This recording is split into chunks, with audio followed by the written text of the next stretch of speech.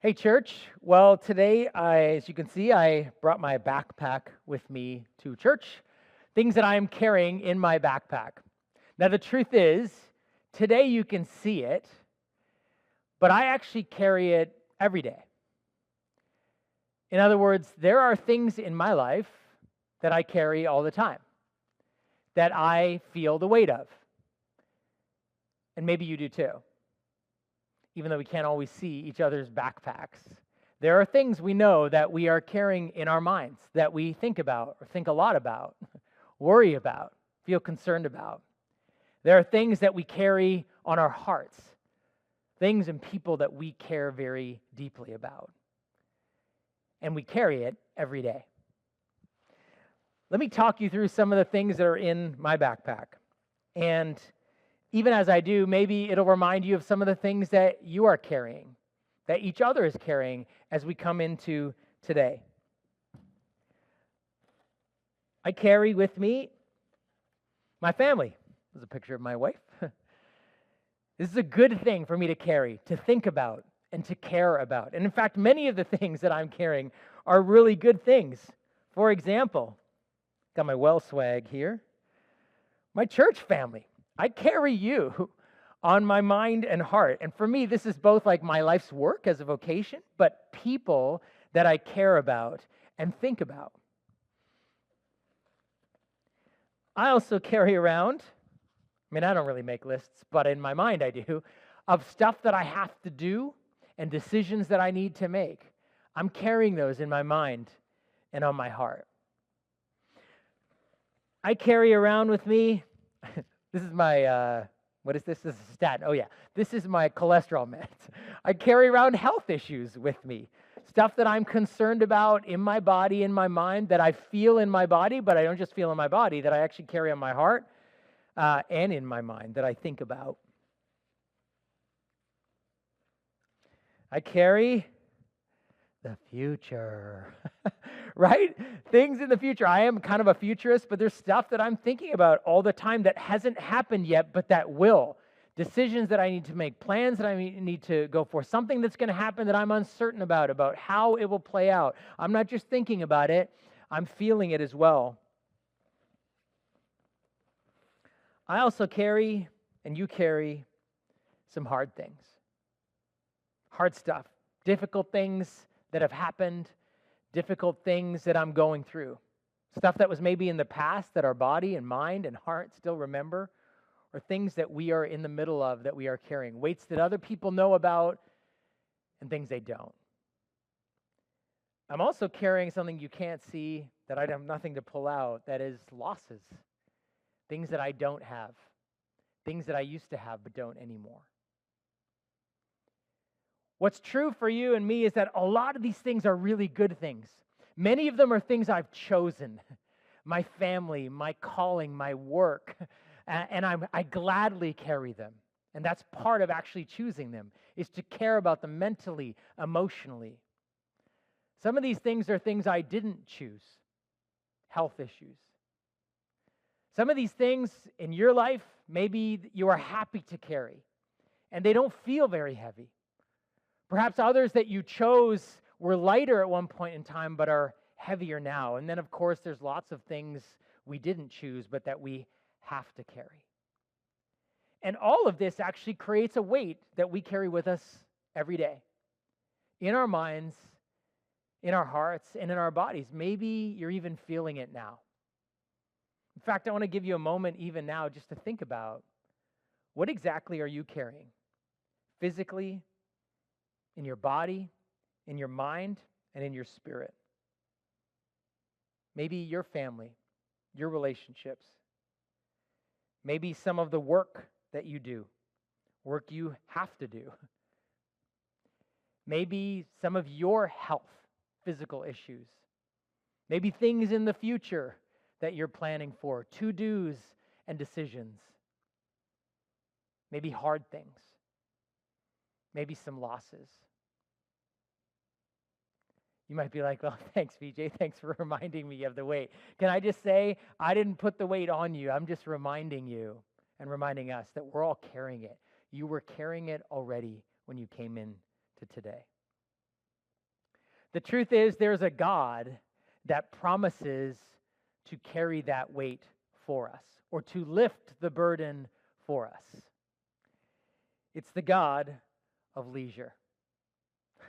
Leisure is this God's name. Leisure is the God that promises to save us from the weight of what we carry, even if to just save us for an evening or a weekend or a week or from the ages of 65 to 90 when we finally can retire and put some of these burdens down permanently. Leisure is the God that invites us to put the weight down. And that invitation sounds like this: stream, eat, drink, watch, scroll, play, vacation, retire. This is the offering or the invitation of the God of leisure. Now, that language may be strange to you if you're new to church or first time in a long time, or maybe you've just forgotten where we've been the last few weeks, because we have been in a conversation. Let me just explain it to you quickly, and you've missed all of it, or you're new, you're going to catch up quickly, or if you're part of our St. Andrews community here at King, you'll catch up as well. We've been in a series and a conversation about artificial gods. That there are things in our lives that we look to every day. They are everyday, ordinary things, but we can expect God-like things from them. Things that are good and ordinary, but that we can make into a God by expecting it or that to save us, to give us significance, satisfaction, belonging, peace, delight, identity, meaning, and purpose. And that all the time and every day we are looking for those things, and we will serve, or we don't use this word worship, but we will serve with our time and our energy and our money and our mind share and our emotions, and sacrificing even our relationships or our physical and mental health to whatever or whoever will give us those things we really need. What we hoped to be saved from. And yet they are artificial because we've said, hey, they can't deliver. There are many good things in life that we have and that we can seek. But when we make them a God thing, they will fail us because they were never meant to deliver the God-like things we are looking for them to do.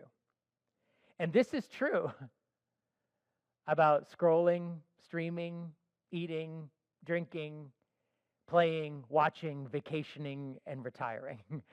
Lots of those things are actually good things. But when we make them God things, we're in trouble. Because we don't just enjoy them. We need them. We need them. When we feel the weight of what we carry, when life becomes difficult, or when the responsibilities pile up, or when challenges enter our workplace or our school or our relationships or our health, or losses we sustain, we suddenly find ourselves weighed down and life feels too difficult and we feel too lost or ground into the ground, and we need these things. We need the God of leisure to give us a break for the night, for the weekend, for a week, a couple of weeks, or maybe for 25 years, and if we could just get to that finish line. Now, again, these aren't bad things. There's lots of good things to be said for enjoying a great meal or a glass of wine or a new season of your favorite show, or having some time to take a break from work and go on vacation, or be outside and see some place you've never been before, or of course at some point to retire, to stop working. But one of the reasons we know this is an artificial God is in the way that it actually fails us. Because we actually sacrifice to this God. We give it our time. Just all of the stats of the hours and hours and hours that we are spending, more and more actually scrolling and streaming and watching. and planning and looking at Instagram and the reels of people who have gone elsewhere and all the things we could do to find more enjoyment and more delight and more satisfaction, or we are giving so much time to work and work extra and work more so that we can save enough so that we can stop working eventually. We give a lot of our money to this, eating out, or drinking, or vacations, or concert tickets, or subscriptions to streaming services. We pay a lot of money, not just a lot of time, to the God of leisure that promises to lift a burden for the night, or the week, or the year. And we give a lot of our energy and our sleep. We're sleeping less and less because of the technology, because of late night streaming, because of work and overwork and the constant 24-hour email work cycle or news cycle that continues to demand our attention. These are the sacrifices, and this is how we know that worship is a human thing, that it's not just a religious thing, it's a human thing. We are giving, right? We even use that language, sacrificing time and money and energy and sleep to this God. And here's the reason we know it's an artificial God. Because even though the God of leisure promises to give us a break, to take the weight off our shoulders, what it actually ends up giving us is more weight. Here's what I mean. That in the end, we end up being more tired. We are sleeping less and less, working and streaming more and more. And so we get a weight of fatigue. Some of us are accumulating more debt. We are a higher leveraged society than ever before. Don't pay till this, credit cards and all of the subscriptions, the things that add up with a lot of the leisure that we are paying for. And so we go to a vacation and we pay for it for months and months after, long after we've forgotten how great it felt to be on the beach because we're paying the debt for it. We are in some cases, in many ways, more addicted. And that's a strong word, and maybe that seems obvious to someone who's addicted to alcohol. We have an addiction to food, and we have an addiction to our devices, literally the dopamine hit that we get from our notifications on our phone, on our watches. We are more addicted. And related to that, in a sense, more unsatisfied. In fact, we know we're giving more and more and getting less and less. If it was going to satisfy us, why are we watching and streaming and scrolling more and more? It would have delivered. If it was going to deliver by now, it would have done it already. But just like the stomachs that grow and we have a really good meal, but the next night we're hungry again. That's true for all of the things that leisure offers us. And maybe here's the hardest part. Because we are more unsatisfied, more addicted, perhaps more in debt and more tired, we are often more angry and more impatient. And that perhaps is the biggest weight we carry because it affects our relationships. It affects our relationships with the ones we love. Friends, this is the picture of, unfortunately, these good things and everyday things and ordinary things and things that are good in moderation, but when we actually need them, we don't just enjoy them, we need them to save us from the stress that feels too heavy to carry, or from the ups and downs that are happening in our work or our school, or when we feel lost about what we're going to do next, or when we look into the future when we find it not exciting but paralyzing, or when we have to deal with health issues in our bodies or our loved ones, and all of the weight continues to carry, and leisure offers us, well, you can put this down for a night. And in the end, all we get is more stuff that makes us more impatient and more angry with the ones we love. It makes it harder to love. It's telling us this God is failing us. The kind of good news in this, for all of us who are carrying a weight, for all of us who are tempted to believe the promise that leisure offers us, is that when we find ourselves in one of these places or all of these places, it is, as I've been saying all the way through this, an opportunity. An opportunity like the protagonist in every fairy tale has for the spell that we've been under to be broken. To realize that, wait a second, I've taken these good things that I'm not just enjoying, I need them, and now they're actually creating more of a weight, and I'm not just carrying the things I've chosen to carry, I'm carrying all this other weight that I never thought I was, and life is getting heavier. It's an opportunity for the spell to be broken, to realize there must be a better God to serve. There must be a better God to worship. Is there a God out there who can actually carry the weight that I'm carrying? And the really good news is there is. I want you to listen to the words of Jesus, spoken 2,000 years ago, but are as relevant and desperately needed for us 2,000 years later. Jesus said, "Come to me, all you who are weary and carry heavy burdens, and I will give you rest. Take my yoke upon you. Let me teach you, because I am humble and gentle at heart, and you will find rest for your souls.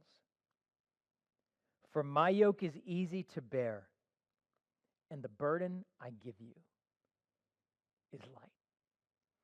What's amazing to me about these words of Jesus is they were spoken, written down 2,000 years ago, 2,000 miles away, to a people who worked all the time, who were very weary from life.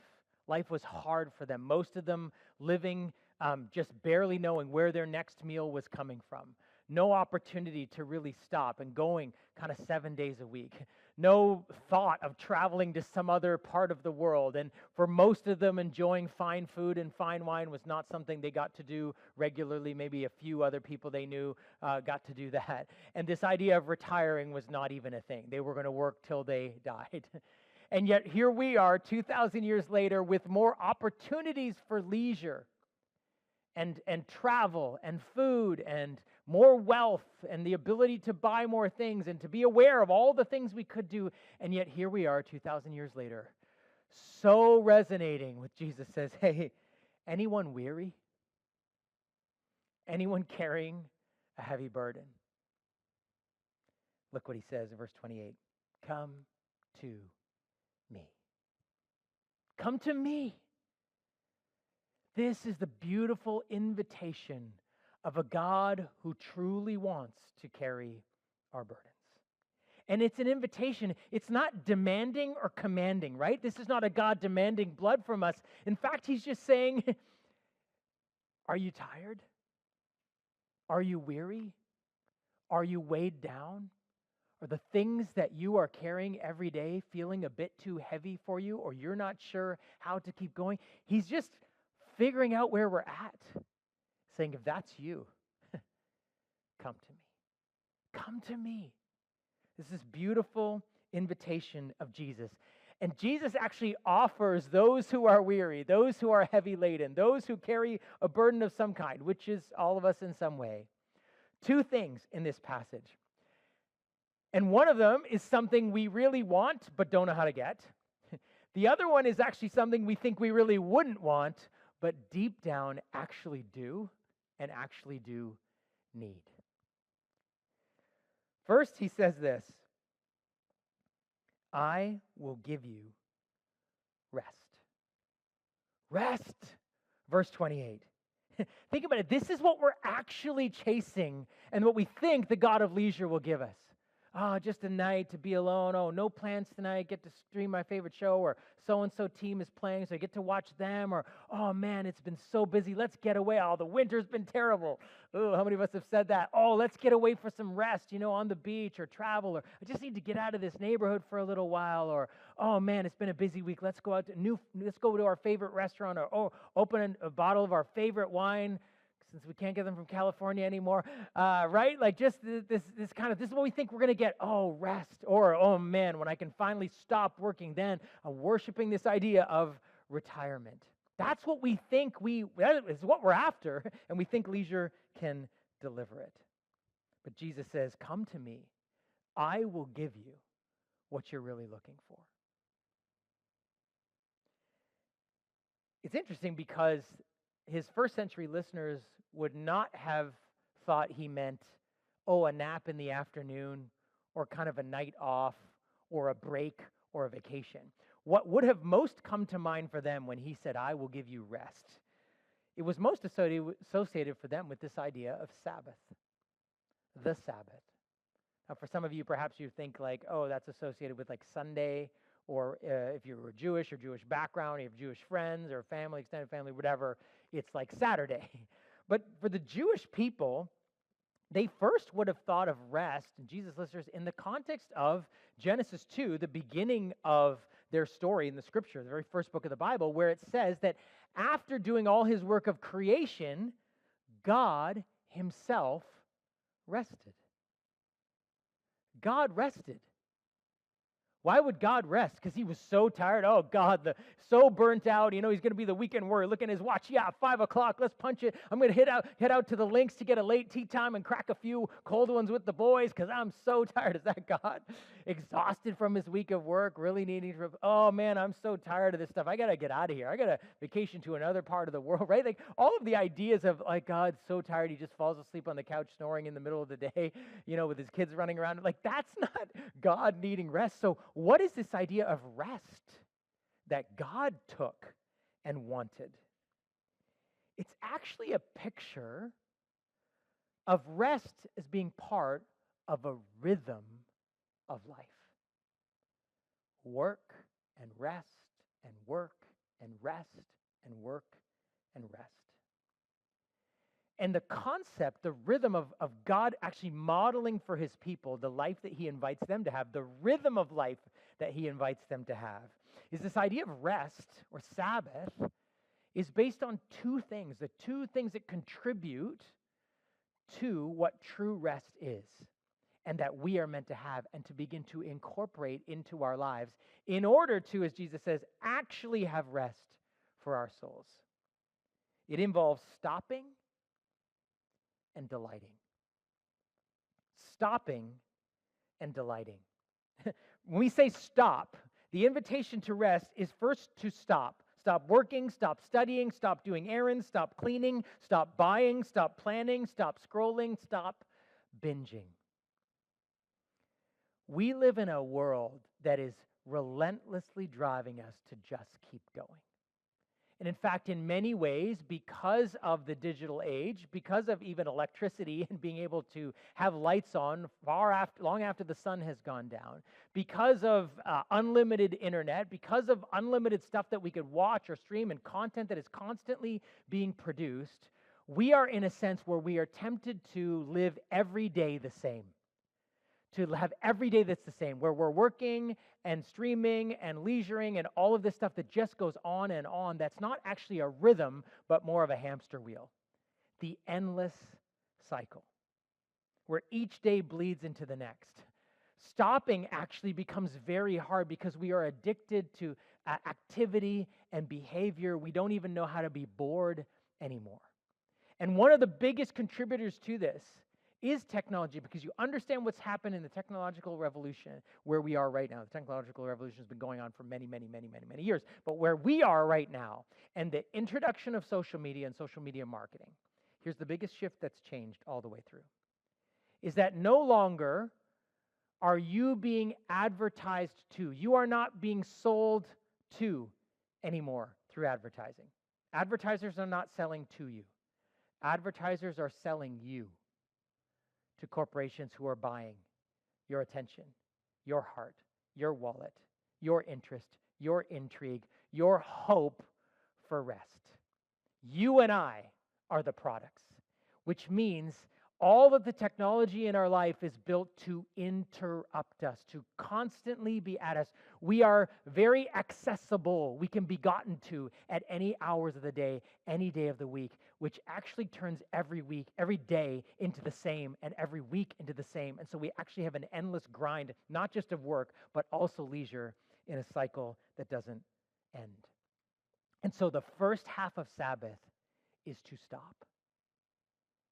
Not just to stop work, but to stop thinking about work. The studies they've done in technology is that even if you're thinking about work, even the presence of your phone in the room If you're on it is one thing, but if it's face up, if it's face down, if it's even within your sight, or you can hear the bing or it buzzes on your wrist, there's the same chemicals that would be induced as if you were actually working.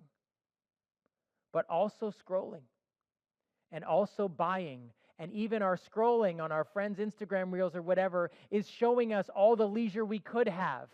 Or perhaps creating anger in us or wanting to work more because we can't have, well, I can't afford to go on that vacation, or I can't afford to eat out at that restaurant, or I can't afford to buy those new clothes. And so our dissatisfaction is also growing with it. And so stopping is actually stopping all work and all buying and stuff that actually creates restlessness in us, whether that's paid work or unpaid work or cleaning or errands or binging. That's the first act of accessing the rest that Jesus gives that was implied in the Sabbath, that we stop. And it is very hard to stop. But we stop for a purpose. We stop for a reason to make room for something else. See, many of us, perhaps if you grew up in the church or you grew up in a tradition where the Sabbath was talked about, all it was talked about was the stuff you were supposed to stop doing. And in fact, that included not playing and not going outside with your friends and not being able to enjoy a sunny day, or not being able to go out to eat at your favorite restaurant. It was all about what you couldn't do. But the other half of Sabbath is actually delight on things you can and should do to create a rhythm. Delight in what you already have. Delight in nature. Delight in the relationships around you, and to delight in God. We need a rhythm where we stop on one day what we do all the other days to create room for more delight, to be able to have more time, more energy, to delight in what we already have. Right? The marketing industry is promising us rest. If we could just have this, if we could just have that, or like I said, we scroll and we see other things like, oh, I could have rest if I could have that, or I could have rest if I can finally retire. I don't have it yet. I have to keep spending. I have to keep striving. I have to keep working to get it. Whereas Sabbath delight says, no, enjoy what you already have. Your favorite chair in your house, rather than looking across the street at a house you don't have, or perhaps in your apartment. Enjoy the food that's already in your house, or something special, or a bottle of wine you can afford. Enjoy something, the sweater you already own that's your favorite, that's your coziest, you don't need another one. Enjoy a book you already have in your house. Enjoy what you already have. Delight in the fact that what you have today can give you rest and enjoyment.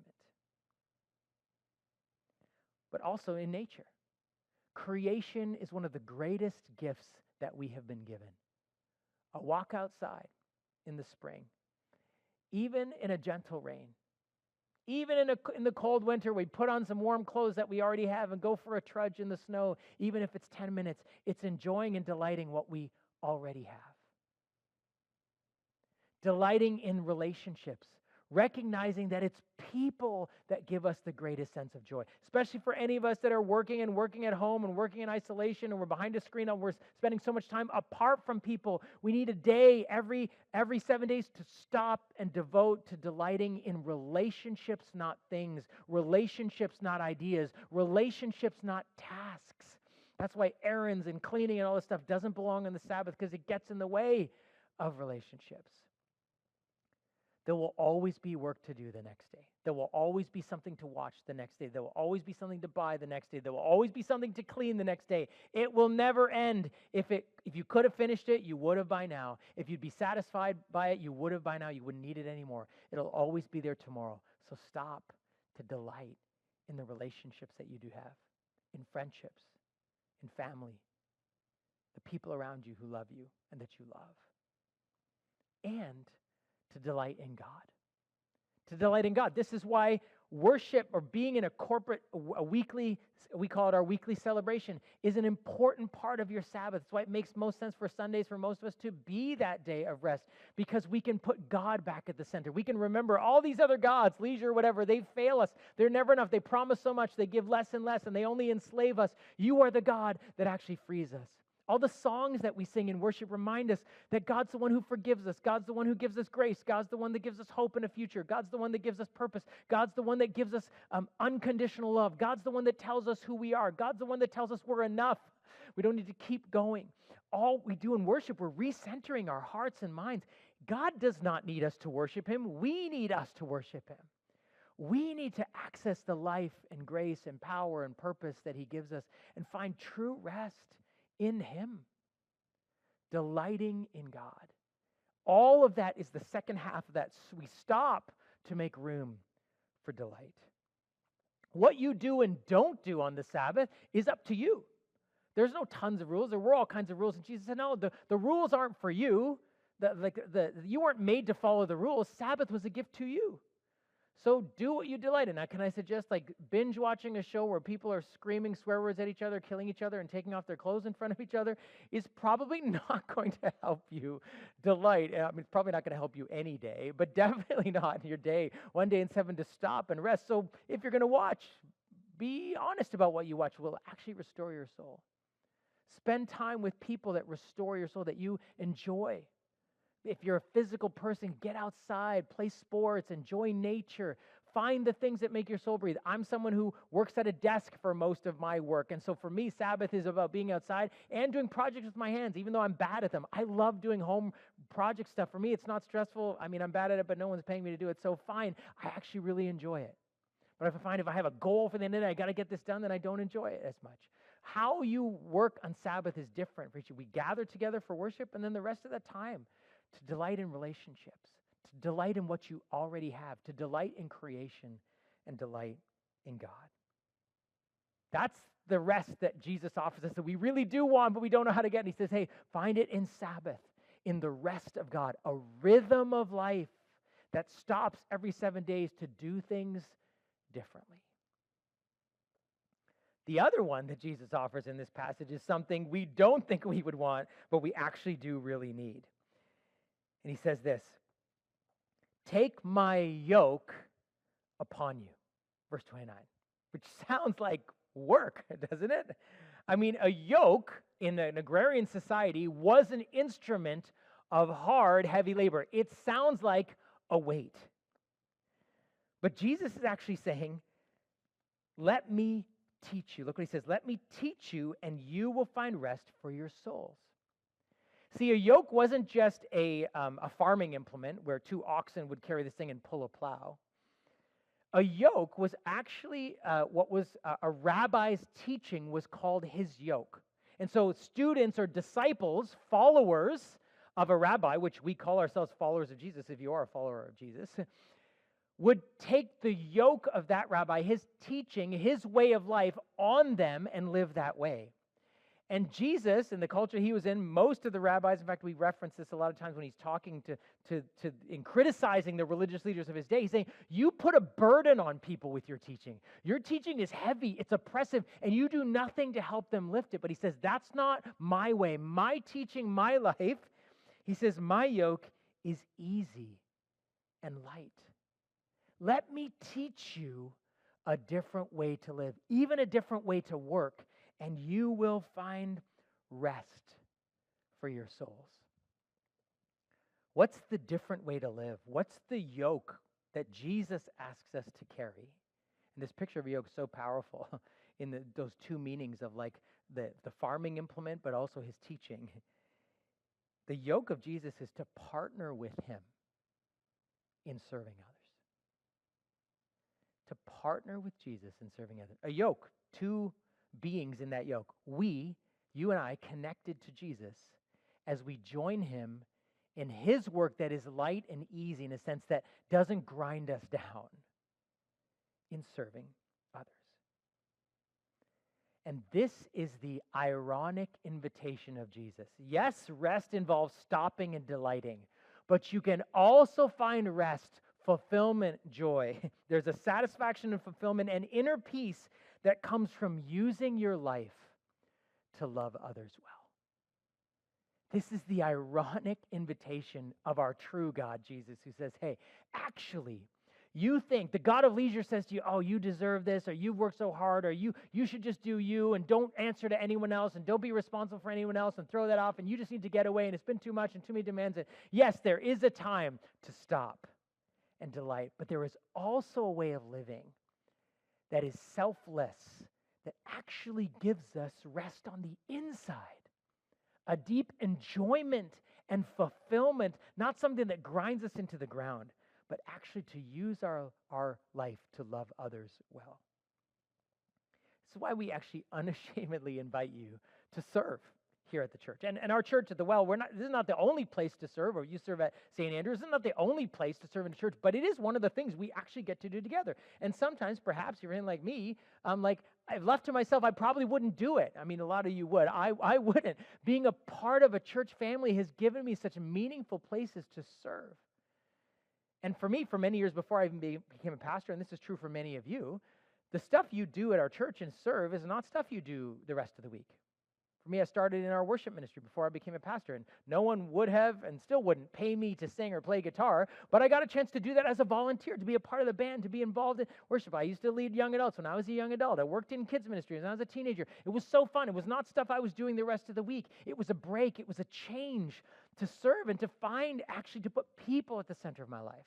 Especially when I was working in business and marketing, I felt like so much of it was obviously trying to serve the people I worked with and worked for and who worked for me, but all of it was profit-driven, right? So the break to come into a place is like, this is all about people. It's not about things and getting people to buy stuff. It was a delight. It was a gift to serve in a community. And actually to be a part of building this church into what it is today has been one of my life's greatest privileges. And I know many of you that have been a part of our church or any church in serving that way, you would say that as well. It's a gift. It's actually a way of finding rest, and that's why it's part of your Sabbath, in a sense. Many of you serve on Sundays, but it's meant to restore joy and energy and vitality as you realize, oh man, this is what I really need. Like my soul finds rest, and maybe my body's a bit tired from serving, but at the end of the day, I'm like, man, I did something good. I did something meaningful. I had a great conversation, prayed with someone, spent some time with some amazing kids who made me laugh, and I got to just get on the floor and play with them, or I got to serve somebody at the 30-minute party, or I got to welcome someone, or I got to use my body and like set up stuff and tear down stuff. This is a gift for you to find a different kind of rest for your soul. In our recent annual survey that we did at the Well, just over 50% of you serve in some way. I mean, the last time we checked at our church at the Well, that's over 250 people serving in some way. But that just means there's a little less than half of you who have an opportunity to jump in to find this as well. And as I said to you, we have no problem inviting you to serve because it's not like, hey, we're a volunteer organization, guys, and if you don't help, it's not going to. It's like, no, it's a gift to you. It's God's gift to you to actually give you rest. What's interesting is in that same survey, the number one reason many of you said, I don't serve regularly is because my life is too busy. Can I just suggest that maybe, not all of it, but maybe some of the things in your backpack that you're carrying are the weights of stuff, that leisure, that you're just trying to work harder to earn more, to be able to buy more. I know a friend of mine who's a business person, very successful, and we used to work really, really hard and then take these amazing vacations. And I said, hey, why don't you, he would complain about, oh, I just feel like I'm working too much. And I'm like, well, why don't you work a little less? He's like, well, then I wouldn't be able to afford these amazing vacations. And I'm like, well, maybe you don't need the amazing vacations to escape from a life that you don't like if you actually did something else. It would actually bring joy to our hearts. So maybe some of us, not all of us, maybe some of us, there's some things we're just chasing and doing. We're actually spending a lot of time and energy, and we're tired because we're staying up late, and we're streaming for hours and hours and hours and watching and trying to make more money and go on this vacation, that vacation. It's not actually giving us rest.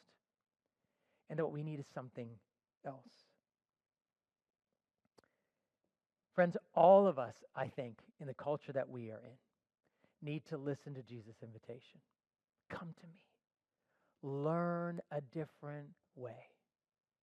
And so I want to give you a couple of practical things that you can do to begin to learn this way of Jesus, to actually find rest for your soul. For some of you want to learn a little bit more about this Sabbath practice. A lot of the help we've gotten is from John Mark Comer, who's part of a church in Bridgetown in Portland before, but then started this organization called Practicing the Way. So you can go to practicingtheway.org, or you can just go on YouTube and Google Practicing the Way Sabbath.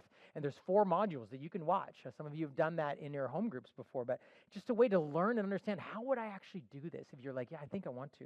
Or for some of you, like say, hey, I can, I just don't, or I used to take a weekly Sabbath, but you could start. Any of you students, I actually started doing this in my second year of university, where one of the people at my school was like, hey, guys, we go to church together and then we all just leave and go do our work. What if we started practicing Sabbath together? So a bunch of us did. About 20 of us started doing that. We'd go to church, then we go to someone's house and make pancakes and eat lunch. Then we go to the field and play football or ultimate frisbee, hang out together, and actually spend the day and rest. And you know what? My marks started to climb. In the hardest year of my program, the year I started practicing Sabbath, by the grace of God, someone, just said we should do this, and I followed, and it actually resulted in something amazing in my life. So whatever life stage you're in, to start practicing a Sabbath. And it isn't about doing it right. It's just about beginning to stop what you normally do the rest of the days, to unplug, maybe to put the screens away, or at least for a little bit of the time, or be selective about you watch, and prioritize relationships and being outside and doing some things that help your soul breathe. And then for any of you that have been serving for a while, you took a break, maybe it's time to get back in, or you've never served, even if you're new here, just to start getting involved and seeing how Jesus invites you to share his yoke, to work with him in using your life for the benefit of others. You can go to thewell.ca/serve, and there are opportunities listed in each of our sites, and you'll get to do a first serve where you just try it out to see what this might be like. I was thinking that in a sense, the God of leisure, very predictable. That it's pretty predictable that if we keep bowing down to this God of leisure, we'll be tired because we're staying up too late, watching too much stuff. We'll probably predictably have a bigger credit card bill at the end of the month or after Christmas, at the end of vacation, than we really thought or really wanted to. We will probably get predictably, you get back to your vacation and 3 days later, predictably, you're planning the next one or you forgot where you were even gone. That's pretty predictable. What Jesus invites us to is a life of adventure. He is anything but predictable. The adventure of learning to stop and create space, and even though it might be hard and you don't know what will happen if you actually start to practice Sabbath, it's an adventure to see what might come into your life when you stop some things and give space to delight. A life of adventure when you step into serving or doing something you've never done before. You're not really sure if you're capable, but you're going to try. It's the life of adventure. And here's what I think Jesus is ultimately saying to us when he says, come to me. He's saying, guys, trust me. Trust me with this. Give me some of your time one day a week. Give me some of your time and your energy in service to others. I promise you, I will give you